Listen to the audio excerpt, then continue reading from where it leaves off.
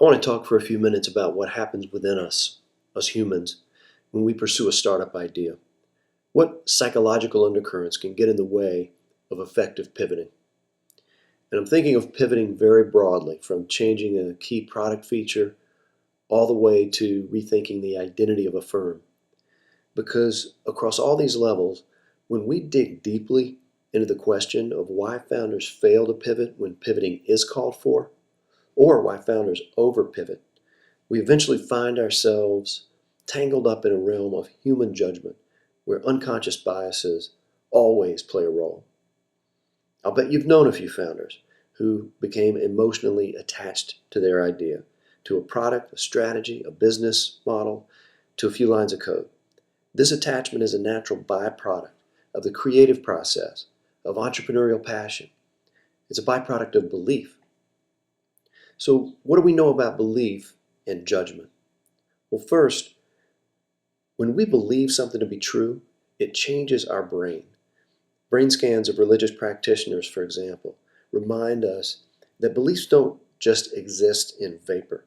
They are neurologically real. They cause changes to brain structure, changes that then reinforce the very beliefs that created them. Second, we know that we are pre-wired, predisposed to belief instead of skepticism. In another brain scan study, statements that were perceived to be true got an express lane treatment within the brain, very quickly and directly integrated. But information perceived to be false took a different, longer, more tortuous route through the brain, and fascinatingly, seemed to be processed in areas of the brain associated with pain, disgust, and the detection of foul odor. The third, although I used to teach decision analysis, we know that no rational process can erase the fact that every human choice is still influenced by the most ancient, primal, emotional parts of our brains. So these are the kinds of neurological forces that put all of us at risk of getting caught up in wishful, self-reinforcing loops, loops that are fueled by well-known cognitive biases. Here are just a few that I see on a regular basis. Anchoring, for example, our attachment to that first napkin sketch, that first strategy document, that first revenue projection, that first anything. Representativeness, the mistake of overgeneralizing from a small sample size, assuming that the cover story represents most startups, or that the so-called Dropbox effect will sweep all of us to an easy age of enterprise domination. The halo effect, and its close cousin, the devil effect. We entrepreneurs are especially awful at judging people, which is why we have vesting schedules and people pivots. And then there's the money draining, investor rattling, pivot preventing, sunk cost fallacy.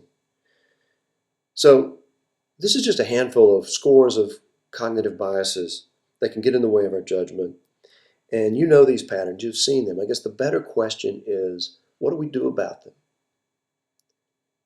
If these biases are inevitable, continuous, mostly unconscious, and more powerful than imagined, what hope do we have? So rather than presume to have the answer, I want to close out with some questions. We have amazing methodology available to us. How can we best blend the science with the art, the part that requires sound human judgment? And it's a bit embarrassing, but at times I get paid for giving observations to client teams that could have come from a 4-year-old. So who around you cares more about the truth than about making you feel good? And how well do you listen to them? Do you know your biases, your decision tendencies? What are your blind spots? And what extreme entrepreneurial trait, we call them Icarus qualities, might push you too close to the sun? Finally, it's been said that venture capitalists bury their dead very quietly. I think the same could be said of founders in their decisions. What does an honest psychological postmortem look like And why don't we conduct more of those? Because at the end of the day, is it really about making the perfect pivot? Or is it about perfecting how we learn and how we make better judgments as founders and investors over time?